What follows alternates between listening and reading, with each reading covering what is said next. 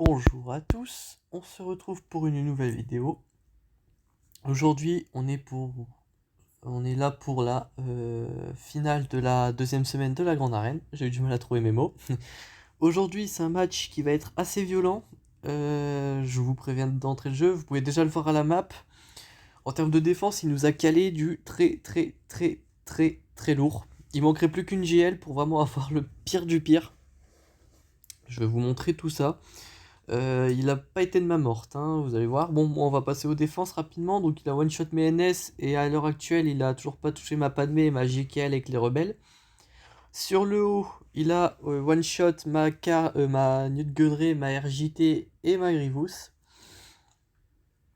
Et dans les vaisseaux, il a one-shot les deux. J'ai posé un DR dans le bac. Même s'il arrivait à passer la Padmé, ainsi que la JKL, il lui resterait encore du lourd à tomber. Alors j'ai pas montré les défenses, je crois que je suis parti direct en offense. On va commencer par taper sur la Grievous. Alors c'est du match préenregistré, vous pouvez le constater, hein. Donc je sais plus ou moins comment tout va se dérouler et c'est ça qui est plutôt top. Alors j'ai commencé par faire un counter Revan versus GG. Alors la petite particularité c'est que cette fois-ci j'ai joué Bastillide pour le bonus de prot, le bonus d'offense aussi, c'est plus 30% tant que vous disposez de la barre de protection liée au bonus de chef de Bastille. Ce qui apporte beaucoup de tankiness, surtout qu'en face ils sont full relique. C'est quelque chose qui m'a été conseillé, que j'avais déjà vu mais que j'ai pu essayer de mon côté en BT, en TW pardon. Et c'est vrai que là j'avais envie de le mettre en vidéo pour une fois, donc on était parti pour ça.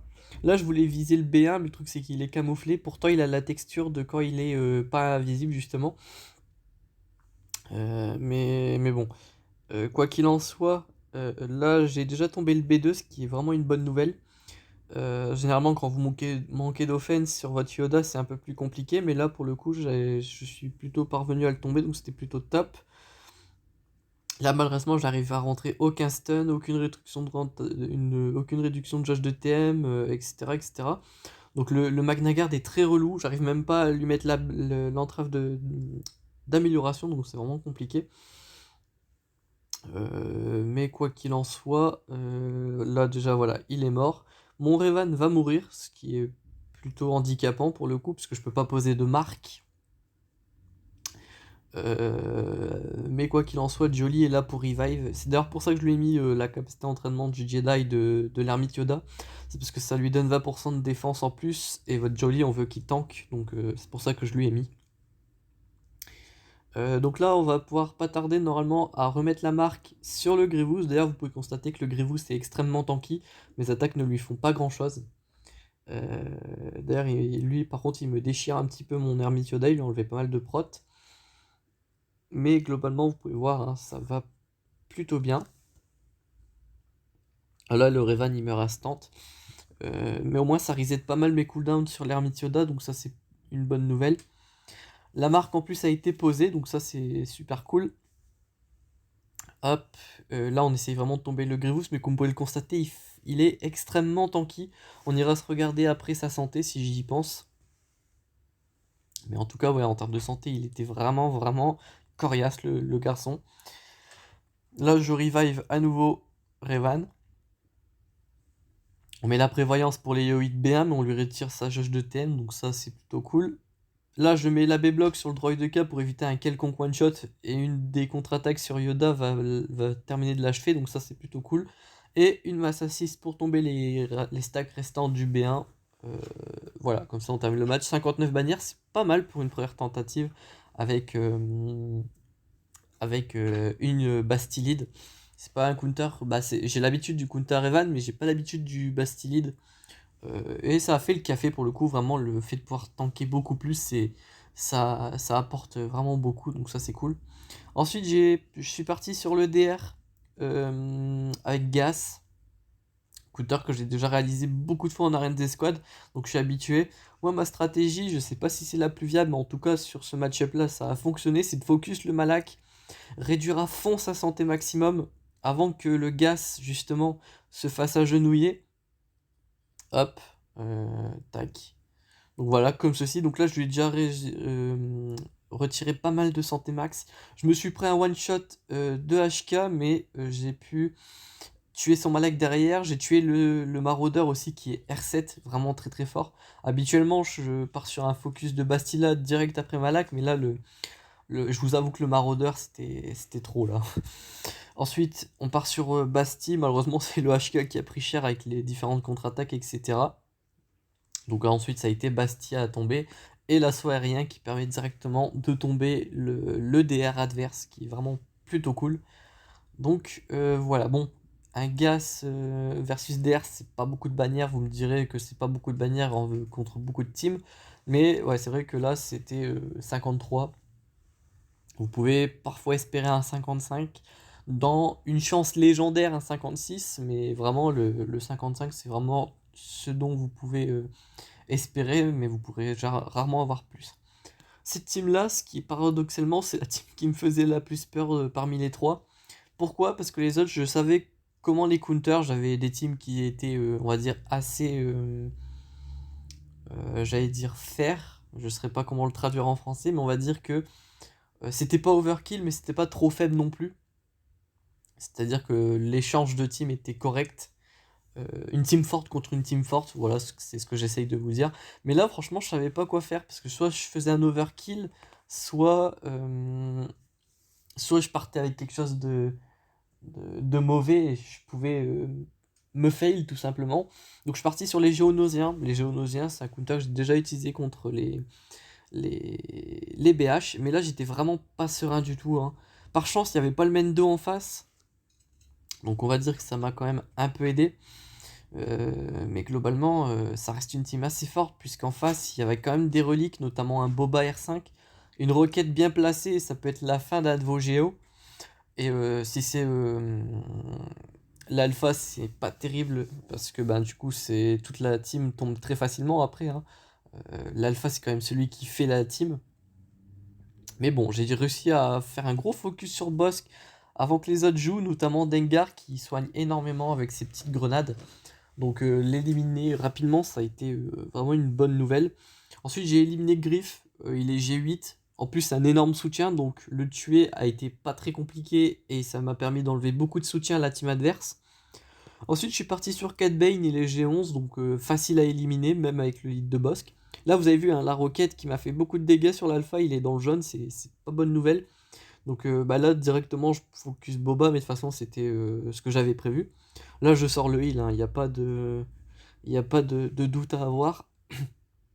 Hop, en plus là je continue sur Boba, on va l'éliminer incessamment sous peu. Comme ceci, voilà, il reste un tour avant de l'éliminer. Et là, quelque chose que j'avais pas prévu, c'est le Dengar. Le Dengar, il est relique. Il est relique 3 si je ne m'abuse. 3 ou 5, un des deux. Et ça va poser problème. Je vais très vite me rendre compte que ça va pas être possible de le tomber. Parce que voilà, à chaque fois que je lui mets un malus, il régène. Et les seuls moments où je lui fais beaucoup de dégâts, c'est avec le hit, donc la SP1 de, de l'espion. Cependant, ça ne va largement pas suffire parce que je peux pas spam l'aspect 1 de l'espion, quoi. Il y a un cooldown de 2 et entre temps les géos jouent énormément, donc ils posent énormément de malus. Et forcément, bah voilà, vous pouvez voir, hein, ça, sa prot remonte. Là, vous avez vu, je sais pas si vous avez vu, mais il y a eu un bug avec la brute, c'est qu'elle était en train de voler. Et du coup, bah, ça c'était un petit bug d'animation, c'était plutôt marrant. Hop, mais là voilà, je pense que là encore une petite dizaine de secondes et là je vais réaliser que je peux pas le tomber. J'ai un petit souci, je reviens 2 secondes. Les petits aléas du direct. Donc ouais, comme je disais, le Dengar, je vais pas pouvoir le tomber. Donc là, je me rends compte que ben ça va être mort. Et donc je vais tout simplement laisser le timer tomber à 0. Tout simplement parce que si je replie, ben toute la team revient à la vie, ce qui n'est pas ce que je veux. Et ouais, donc je peux vraiment pas, je peux rien faire. Donc là, voilà, j'ai cut le record et j'ai attendu que le timer arrive à 0. Et là, vous allez voir que je vais sortir quelques persos du fond de mon roster pour faire un clean-up. Donc là, je réfléchissais et je me demandais qu'est-ce que je pouvais utiliser pour clean-up à Dengar. Là, tout ce qu'il me fallait, c'était réduire du TM et faire suffisamment de dégâts. Et là, en gros, je vais faire une sorte de bricolage avec du BH et du vaurien. Et honnêtement, ça va passer plutôt bien. Donc ouais, je spoil un petit peu, mais bon, clean-up à Dengar solo, c'est pas non plus euh, l'affaire du siècle, j'ai envie de vous dire. Donc voilà, je vais utiliser Cad Bane, Kira, Canderous, le Mandalorien. Je sais que je vais enlever le Gridou parce qu'il a pas de module. À la place, je vais utiliser le capitaine Han Solo des neiges, prérequis de JKL, pour ceux qui voient du coup à quoi ça ressemble. Mais de toute façon, vous allez voir, voilà, il est juste là. Euh, il est G13, donc ça veut dire qu'il est pas mal tanky. Il doit faire un peu de dégâts sur sa basique, c'est ce que je me dis. Donc voilà, je le prends pour ça. En plus, il pose le Daze de mémoire sur la basique. Donc plutôt cool, voilà, on l'a vu en direct. Et en gros, là, tout ce que je vais faire, c'est juste le, le démonter. Donc ça va partir sur des stuns, sur de la réduction de TM, sur pas mal d'assists pour faire des dégâts quand même. Je vais essayer de lui poser un maximum de malus, notamment le faux pas. Hop, comme ça, à chaque fois que je le frappe, sa jauge de TM retourne à 0. Donc ça me permet de continuer de l'enchaîner. Et il me semble que sur l'entièreté du combat, il va prendre quelque chose comme un tour, voire deux grands max, parce que je vais pouvoir enchaîner les stuns, etc. Et là où il va pouvoir jouer, en fait, c'est un moment où il va pas prendre le stun, notamment grâce à sa ténacité up. C'est ça qui va beaucoup l'aider. Là, globalement, voilà, c'est juste à ce moment-là, il a pas pris le- comment ça s'appelle? Le stun. Mais en fait, c'est pas non plus très très grave parce que là, vous voyez que je suis en train de faire monter ses dots. Il a un 11 malus de dégâts sur la durée. C'est ça qui va m'aider, donc je vais le tomber grâce à ça. Et du coup, on va être plutôt bien. Tac, tac, hop, 14, 15, hop, 15, hop. Il va jouer à 17 dots, donc juste là normalement. Et il va tomber à genre 1 HP. Hop, voilà. Hop, et donc là, je vais pouvoir l'achever tranquillou. Voilà, avec Canderous en plus. Hop, 40 bannières, c'est correct pour un clean-up, c'est le maximum sans escouade réduite, donc ça me convient. Hop. Et dans le bac, les dingueries ne sont pas finies. Il a posé CGO qui sont bien reliques, qui sont bien modés en plus, normalement, si je ne m'abuse. On a du FO, correct, et on a une mot.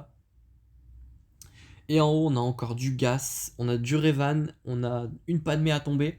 Donc on n'est vraiment pas sorti de l'auberge. À l'origine, j'avais prévu de faire un gas miroir. Bon, vous avez vu que du coup, ça ne s'est pas fait.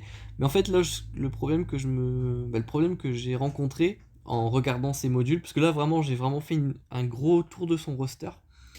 Je me suis rendu compte que son gas, et comme vous pouvez le constater, c'est qu'il est très tanky. Et en gas miroir, avoir un gas très tanky en face, c'est très compliqué. En plus, en face, tous ces modules sont bien slicés, il y a pas mal de speed, pas mal de dégâts. Vous allez voir que même mon SLKR va avoir du mal. En plus, je vais faire une bêtise, c'est que je vais trigger le sacrifice de Five en lançant une AoE. Je pensais que ça l'aurait tué, mais en fait, non, pas du tout. Ça va trigger les clones. Parce que là, voilà, je me dis ça va le toucher en premier et le tuer avant de toucher les autres, mais même pas. Du coup, j'arrêterai de jouer un peu comme un imbécile la prochaine fois. Donc là, j'ai eu un petit peu peur, mais vous allez voir, ça va passer. Mais ouais, du coup, pas de gaz miroir ici. J'ai vraiment eu très peur. Surtout que, comme vous pouvez le constater, mais depuis tout à l'heure, mes grosses teams tombent une par une. Enfin, je les utilise une par une. Et vous allez très vite voir que dans mon roster, je vais finir par être à court de bonnes teams. Ce qui est logique, hein, parce que bah, déjà, j'en ai posé 3 de bonnes teams en défense, à savoir la Padmé, le Grievous ainsi que le DR. Donc je suis vraiment assez short en termes de team. Euh, mais c'est vrai que ouais, là, je pensais pas qu'il m'aurait posé une défense aussi violente. Je savais, au vu de ses stats, si je me rappelle bien avoir bien regardé, que il allait me poser un truc assez violent, mais de là à ce qu'il me pose autant, ça m'a quand même surpris. Mais bon, pour l'instant, on part sur une victoire, puisqu'il m'a toujours pas clear la Padmé et la JKL, et derrière, il y a encore un DR. Donc c'est pas non plus, il est pas non plus sorti de l'auberge, lui. Donc voilà. Là, il me semble que je pars sur la Padmé, si je ne m'abuse, avec un Trium, Thrawn plus Vador. Ouais, vraiment là, je commence à être assez short en termes de team. Je commence à sortir des counters que j'ai pas l'habitude de pratiquer. Et ça va très vite se ressentir, hein, vous allez voir, que je vais faire pas mal d'erreurs contre la Padmé. En plus, voilà, je suis pas en termes de gear, je suis pas non plus très avantagé, hein. En face, on a du full relique. Ici, mon seul perso relique, c'est le Vador. Euh, mais on va essayer, hein, écoutez. Donc, hop, donc on est parti. Donc, dans l'idéal, ce qu'il faudrait faire, c'est de fracture JK et isoler Padmé. Le problème, c'est que je vais faire l'inverse. Et ça, c'est très problématique. Euh, Aussi, il faut tuer Anakin rapidement. C'est comme dans n'importe quel counter de Padmé. Je perds mon Nihilus T1. Dramatique, dramatique. En plus, Anakin, il a le temps de lâcher les Yoi. Donc vraiment là, en termes de bannière, à ce moment-là, je me dis, ça, c'est mort. C'est du tout cuit. C'est terminé. Je perds déjà 3 bannières sur la mort de Nihilus. C'est pas Gucci du tout, hein. Néanmoins, on est toujours dans le match, on a toujours mon Vador, on a toujours l'isolation, on a toujours la fracture, on est plutôt correct. Mais là, vraiment, là, faut que je focus le Anakin, y a pas d'autre choix.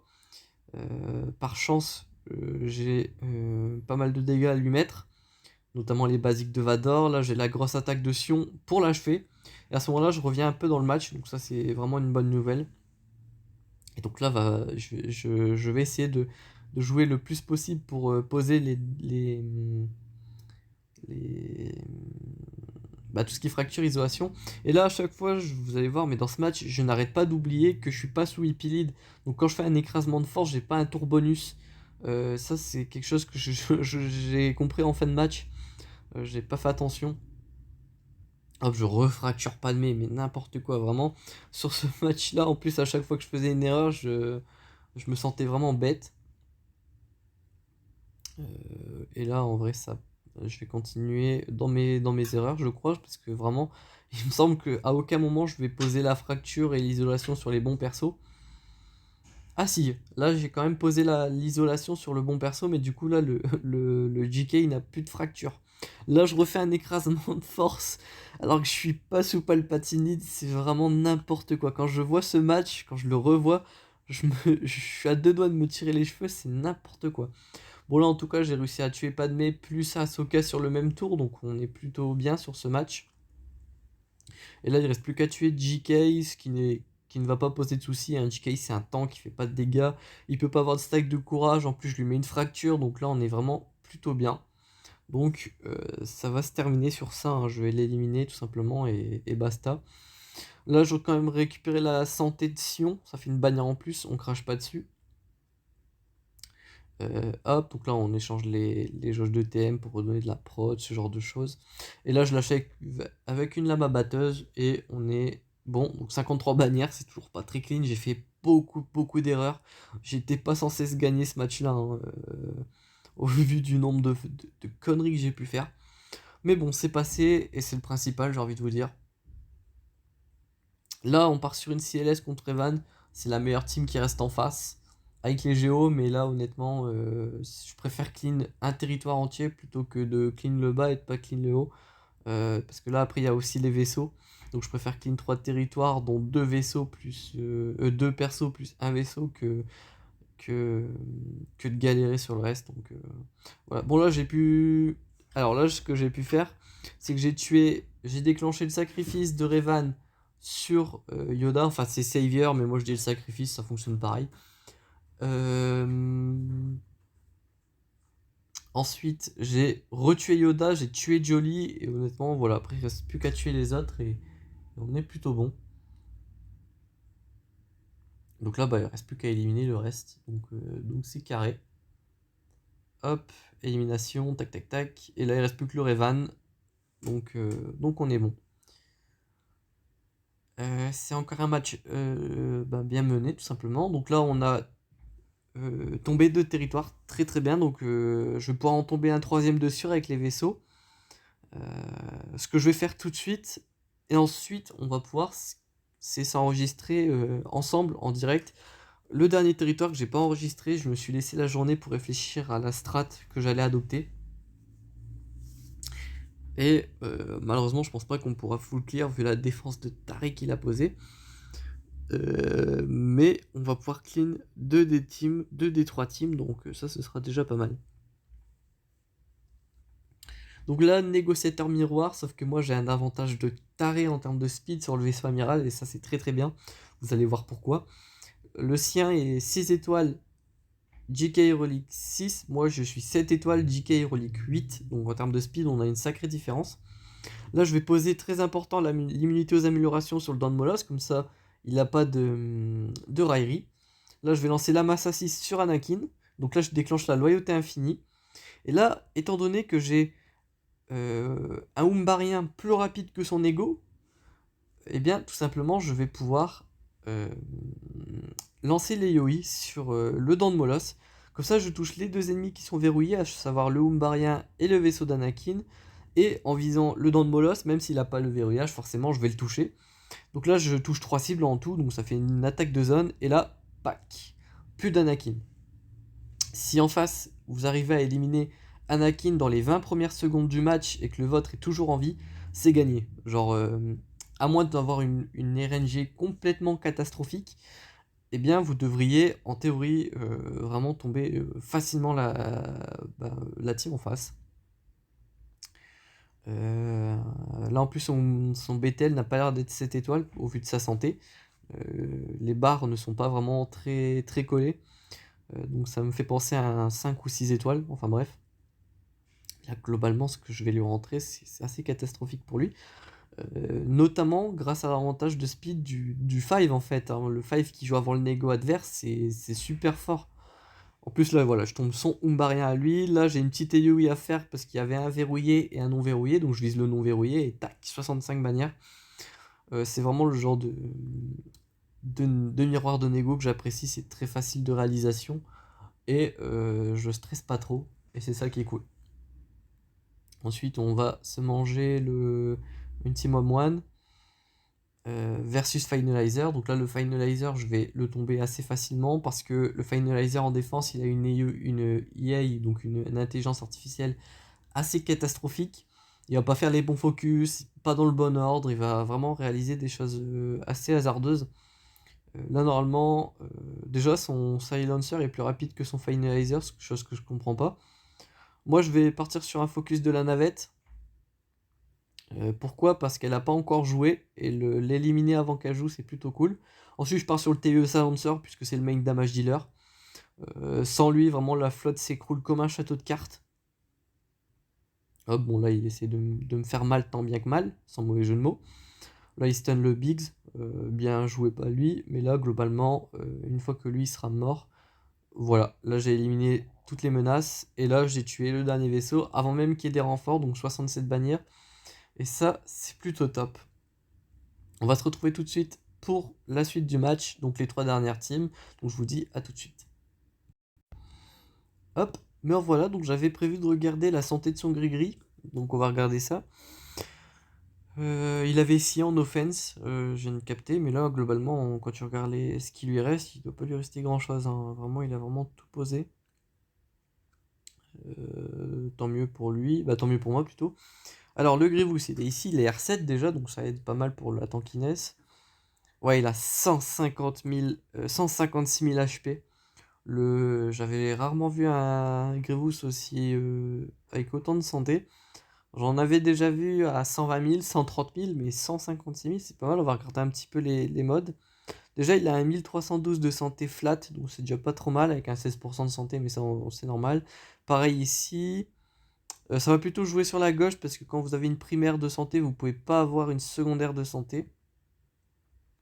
Donc ici, il n'y a pas de pourcent de santé. Là, on a un 2% de santé avec un 740 flat, donc pas trop mal. Et ici, on a du 3,5% de santé, donc vraiment, c'est assez lourd comme santé. Donc ouais, c'est pas étonnant, le 156 000 du coup.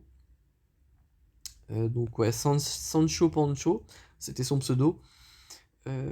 Tac, et donc là, il a toujours pas joué, voilà, on est retourné là où on était. Donc là, comme vous pouvez le constater, on est sur du Kylo R3, Cru R4, Phasma G8 sans état, Officier G11 et Exécuteur G12. Une très mauvaise team Motmotma en termes de gear, mais Motmotma ça reste quand même très fort, même low gear. Et on a la full Géo que je pourrais pas tomber, je vais vous montrer ce qui me reste. J'ai une hippie mais j'ai pas le Vador qui va avec, sinon ça aurait été vite réglé. J'ai le Kylo solo, ça solote pas des Géo, pareil pour le Wampa. Et j'ai des BH. euh, ouais. J'ai toujours le Wat Timber, vous me direz. Mais j'ai pas le Triumph qui va avec, donc voilà. Là, il a vraiment all-in en défense et ça lui portera préjudice logiquement, donc voilà. Pour les BH, je vais me les utiliser sur Motma parce que j'ai de l'anti-revive et de l'anti-revive c'est plutôt OP. Ça va aller assez vite. Je vais tour-shot les persos qui sont G8 avec de l'anti-revive, donc notamment les 2 roquettes des fêtes.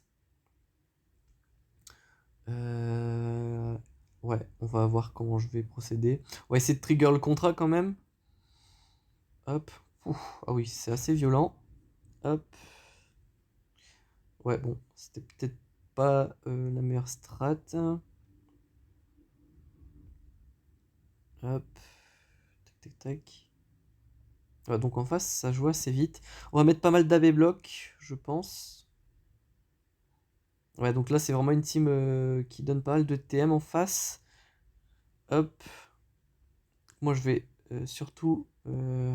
tac. C'est assez compliqué de commenter en live, hein. C'est toujours un exercice un petit peu complexe par rapport au post-commentary. Donc là, j'ai posé pas mal d'AB block. Je vais tuer le pot.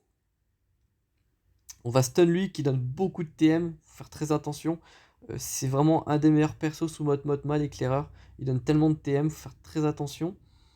Là, le Django Fett, il est sous immunité aux dégâts, donc ils peuvent me le focus tant qu'ils veulent. Moi, ça me pose pas de problème.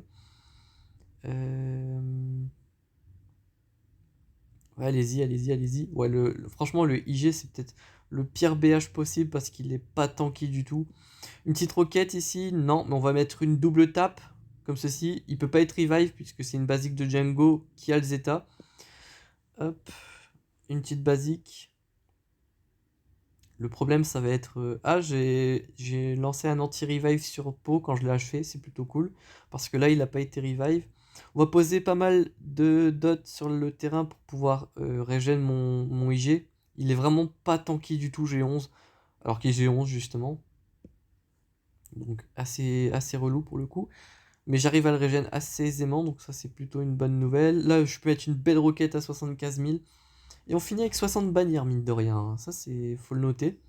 Donc c'est plutôt top. Et là, ça va être les FO. Je fais faire ce que j'avais fait la dernière fois. Je vais faire une grosse team. Et tant pis pour les Géos.